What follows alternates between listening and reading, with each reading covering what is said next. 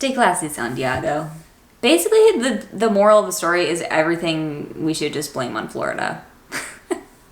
Hi everybody and welcome back to my channel. My name is Katie if you are new here. And if you're brand new to my channel and you have absolutely no idea what I do, is I mostly talk about my study abroad experience and my experience taking a gap year. Today I thought that it would be kind of fun to react to a video talking about the benefits of study abroad so that maybe I could pause it and say, oh yes, I agree with that, or no, I disagree with that. It's been a long day. Let's get started. You should subscribe to my channel because that'd be really cool and we could be friends.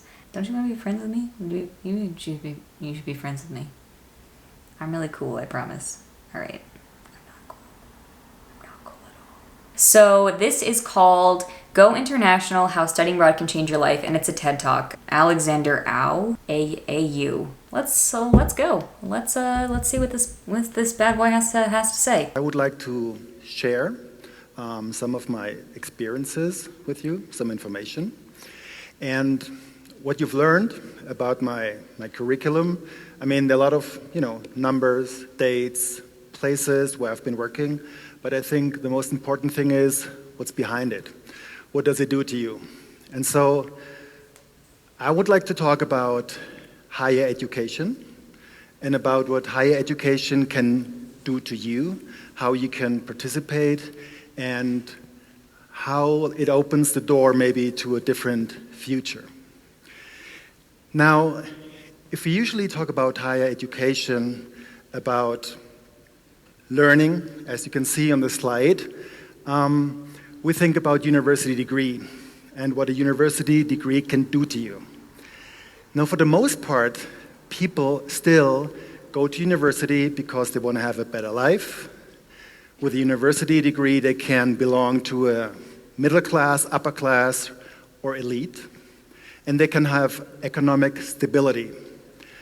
But I think we have to add more value to higher education itself. Let me quote something that Barack Obama said, one of the US presidents that actually took a lot of support for higher education.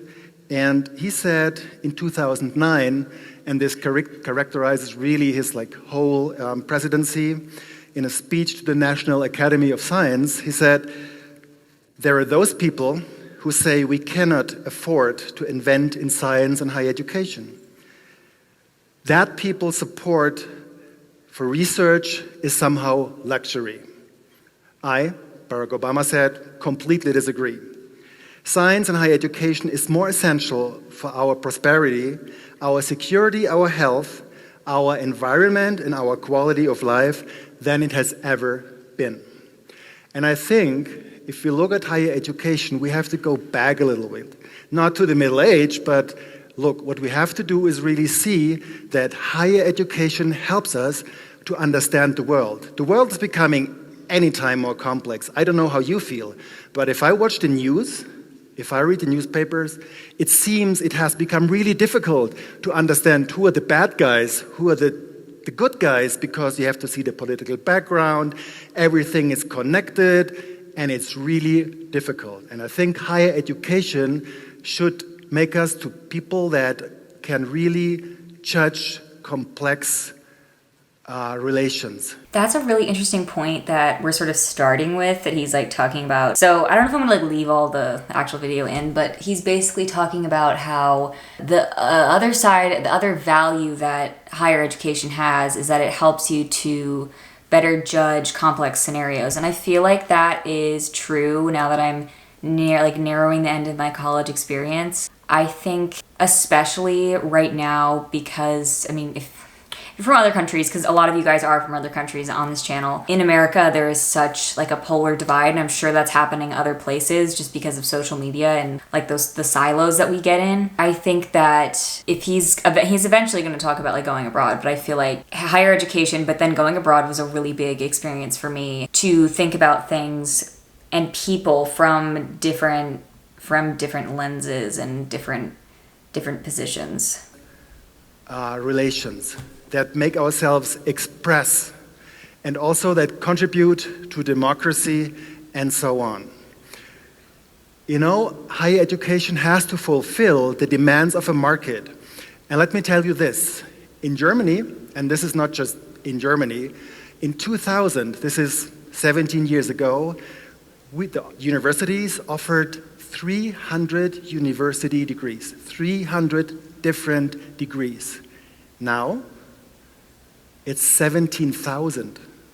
17,000. So the university has to react to a highly specific market. Now we have systematic automotive engineering. We have robotics and mechatronics applied science. What is that? Nobody understands, but this is what it is, right? And so through higher education, you can really fit in the society, and I think you can contribute to make it better. But that's higher education in general. I would like to add something. If you have a strawberry cake, you can always add the whipped cream to it, and that makes it really good. And so I think we have to add studying abroad. You know, some experiences that you can get when you study abroad. And again, the original idea of going abroad was, I would like to learn another language because I need to speak a foreign language. I need to do some studies abroad that are being recognized at home to make my curriculum a little bit better. But I think there's a lot more to it. If I ask the question, is studying abroad really beneficial? You might know the question, yes, it is. Why? Because there's so many different aspects to it. There's, of course, a cultural aspect. I mean, you are exposed in a different country to completely different culture. And for me as a German, and I speak here really as a German, like the Spanish culture and the Mexican culture is like, hey, that's the same, right? But then, you know, as Mexicans, if you go to Spain, oops, that's a little bit different, right? So that's a different culture. Why do they talk this way? Yeah, studying abroad in Scotland is basically just realizing that they speak English, but they just don't. There were so many times when I would be in a conversation with somebody and they would be taught, like, I remember someone was talking about that their job to me one time, like the first week I was there, and then like, oh, it's a bin lorry. And I was like, I sat in this conversation for 10 minutes being like, wait, what? And then he had to say it a couple times and he kept saying it and I was like, I don't know what you're saying. That was just, it's a trash. And so I think we need to experience that cultural clash 24 hours for several weeks, for several months. And that's what a high school student really makes an international high school student. And then there's the environmental benefit. I can tell you, when I was trying to open a bank account in Mexico. Oh my God, this is really funny. And I wonder if he's probably gonna talk more about this, but there were a couple of times where so I was invited to an event where I needed a dress. So I got a dress, but all of the stores didn't sell my size, like the size limit, like they did. I'm very short and I'm very petite, so none of the dresses fit me. So I had to order it online, and because literally nothing in any store would fit me. I ordered it online and I got the wrong size, so I tried to return it to the store, but the store, which I shop in America all the time, we're like, oh, we can't accept this return here, you have to mail it back. And I had to mail it back to, I think, Denmark. I tried to find a post office, but the post office turned out to be like inside a Chinese grocery store. And it was just, there was no like separate part for the post. Like you just had to go up to the register and be like, hey, do you take mail? It took years off my life, that experience. Oh my God. And then also my computer crashed when I was in Scotland and I had to get it repaired by like a Scottish computer. So for months, and I actually met an exchange student this fall who helped me figure it out because my keyboard didn't match because the operating system turned out to be a Scottish or like, I don't know, British keyboard. And so all of the keys were different, but I figured it out. There's a little button that can tell you to take the keyboard out. So there's just like, anyway, I'm gonna hear what he has to say, but I have to agree with that already, that it's that in and of itself, like, you don't realize how comfortable you are in your own system. Like, never have I ever struggled to like return something, and that like it literally took me like 2 weeks to do. Thought, this is easy. You go to the bank, you come back, here's your card, here's the bank account. You know what? That's a whole adventure. I mean, I decided when I retire one day, I still have some years to go, but when I retire one day, I will write a book. And I will write this book when I retire because it's going to have 100 pages about opening a bank account in Mexico, okay? So, but these little things that you experience are very important because they make you more complete, your experience more complete, not your academic knowledge, but your human experience. And this is really important. You think we Germans, and we are very organized, but if you have the experience to go to Germany, to a bus stop, okay, and you want to enter the bus, you're going to miss these very organized lines that you have in Mexico. In Germans, like, boom, one crowd at the same time. Doesn't fit to the culture, but hey, it's ours. And so these are things you just have to experience. Okay, I feel like this is a really like key thing that he's explaining, because there are so many times where you do something that just feels normal to you, and then other people around you will be like, what are you doing? And it makes you rethink why you do so many little things. Like, I remember I went to dinner with my friend and I was like, oh, like, do you want to split a pizza?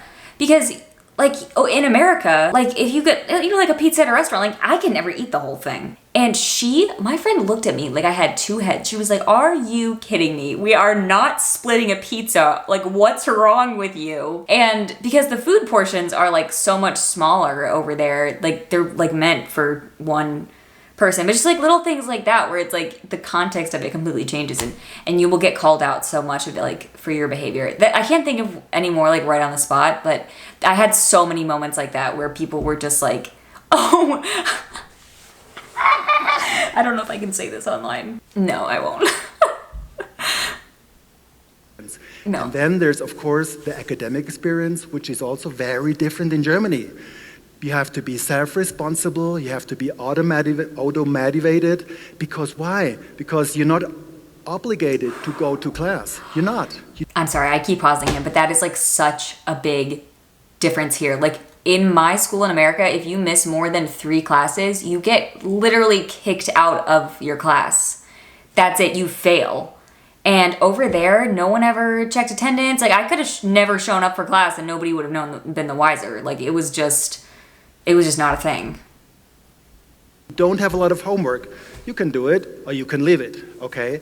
So most foreign students who come back from Germany, but I'm not speaking here only about Germany, okay? Because a broad experience is important wherever you go.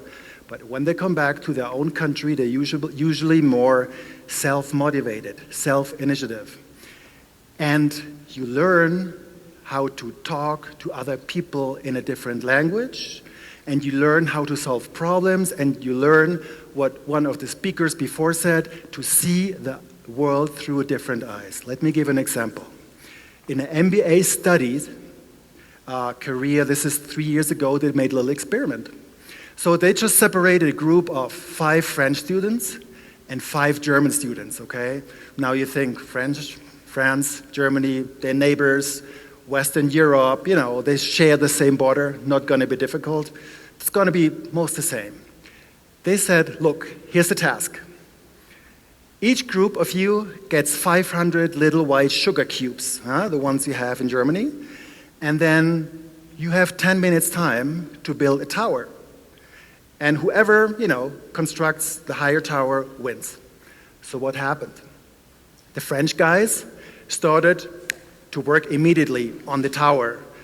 And they elected one leader, and the group leader did not participate in the construction process. He just said, you do this, this, this, this, this. This is what happened on the French side. Can you imagine what happened on the German side?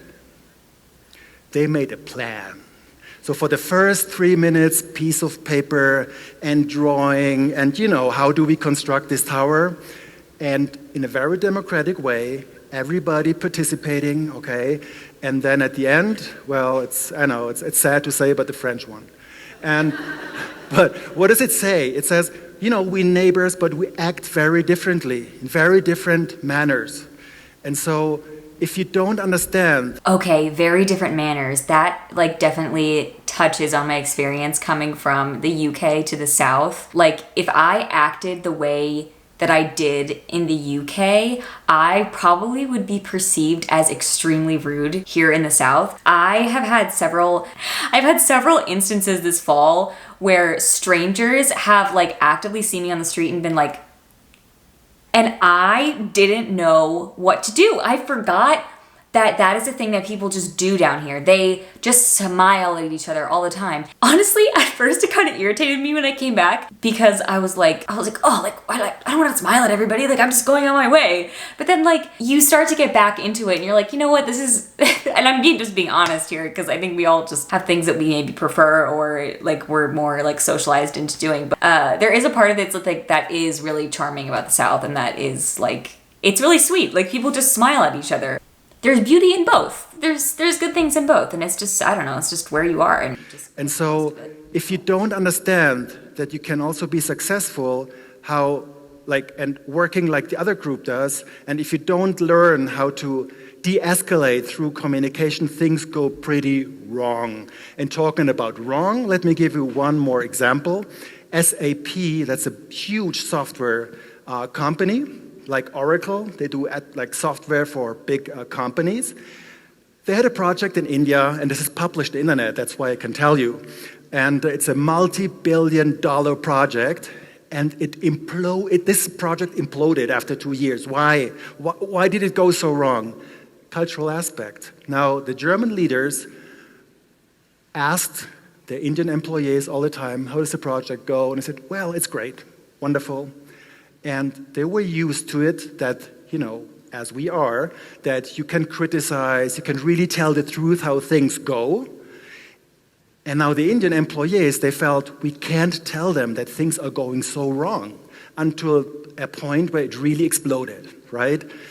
And so this is really cultural communication or not communication. And I know from my position, when we do a project and, my counterparts tell me, we're not in time, but don't worry, no te preocupes. For me, it means, yes, I have to really start worrying about this, right? So these are the values you really get when you work study in a very different environment, and it's really the elements of the culture, of the environment, of the academic system, of the language. When you feel like I can express myself, but like a child, this is really difficult. That is a part that I can't really speak to because I don't know another language, and I just never. haven't had that experience, but I have talked to a lot of people who are living here in America trying to speak a different language. I had friends last year who were speaking a different language, and that I can't imagine what that does to your brain, because even just being in another culture, same language, there were so many things that I was okay,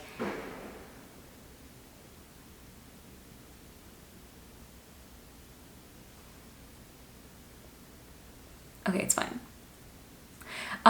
There were so many things where I would be very self-conscious about what I was doing and how I was saying things, and I spoke the same language as them, but I was I don't want to be misconstrued or misinterpreted or being seen as rude. There's all these little pieces in one social interaction that you're just I don't want to be wrong in this. And I can't imagine trying to have that, but in a different language that maybe you don't or you're not fully fluent in. That is just, I commend every single person who's doing that. I just think that's just crazy. Yeah. This is really difficult. And it really completes you as a person. Now, what does that do to you as a person, to your professional profile? It, as I said, makes it more complete, and then you might want to go back to your country and look for your place in the future. Now, where is your place in the future? You know where it is?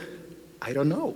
I have no idea where your place in the future could be with these ability, but what I know is that it really improves your profile and your chances in life to keep the door open and to enter maybe a company. And let me read you from the OECD, from the Organization for Economic Cooperation and Development. They defined in 2009 some qualities. They said that they will highly improve the employability of university graduates. And they said this in 2009, and it's still in their yearly book, okay? And this is development, the quality of development of transferable skills, to use your skills in a different environments. Critical thinking, which I said before, which higher education should give us. We should really understand that we are critical thinkers. That makes us understand the world and also different companies, the way we work. Communication and international teamwork, which you learn, especially if you're abroad. Mastering a second language. And systematic thinking in different cultural fields. So if you look back to what I've said, what you consciously learn or unconsciously learn while you are in a very international setting, then you probably agree that these qualities are probably a part of you now, okay? And so this is the fact that you might want to easier find your place in the future with a big company. And if people say what we all know, that there are certain political tendencies right now, I would say, to tell people there are very easy solutions for very complex fields, or even one country can go a solo way while leaving all the other countries apart. That's a really interesting point, and I think that it has helped me come back to my studies here and think about the topics that I'm studying from a bunch of different angles. Like, I study arts management, as you guys know, and we talk a lot about, this is just kind of off the top of my head, an example that's relevant to my own life, but we talk about funding for arts organizations all the time and the way that we do it in America. And I'm in this class right now where we're talking about laws and policy and how that shapes the arts. And now that I've lived in another country and I can come back and be oh, I can question our system and be well, why does it work that way? And it's because our country was founded this way, and this culture is this piece of our culture is very important. But then it also made me see American culture very differently, because I never even thought about American culture before. Until I went abroad, I was am I even American? I don't even know. I'm here, but what does that even mean to be one? And I don't think that I had a definition for that until I went abroad, and people were oh, you're Americans. You must know a lot about bears and cowboys. And I'm what's going on? I think deep in our heart, we all know this is not true. The world works very differently. Everything is interconnected internationally, so bound together with a web that you really have to see everything in context. And so to conclude this, being exposed to other cultures, doing your your university education in a different country does not necessarily change you completely as a person, but it adds up some qualities to you that you might want to be able to use later on. And now the important thing is, you might want to use them because they give you better access to a brighter future with different companies. That's one thing. But the other thing, and that's at least as important, is it makes you not a better person, but a person who rather accepts the opinion of other people, who rather understands there are different ways to get to the same goal, and to really, through this, can also be a good example for other people and help them to explain a world that's becoming every day more complex and faster moving. Thank you.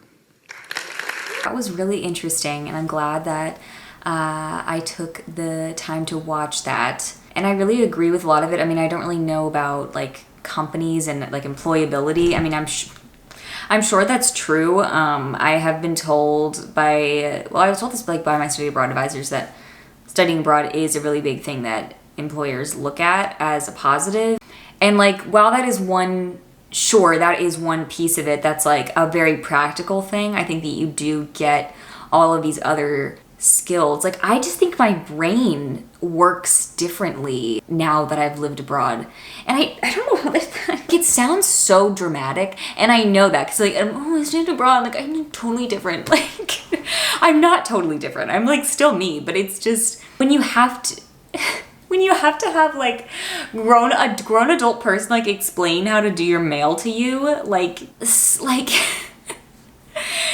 I don't even know if it just like builds empathy, or I mean, I would hope it builds empathy in other people, or like, I mean, just even talking about like the politics in the UK, like being outside of American politics and sort of experiencing like a little bit of their system and what is being debated over there. Like, I remember I was having, okay, so like, I don't know if that's cut is gonna make any sense. I had to stop and think for a minute.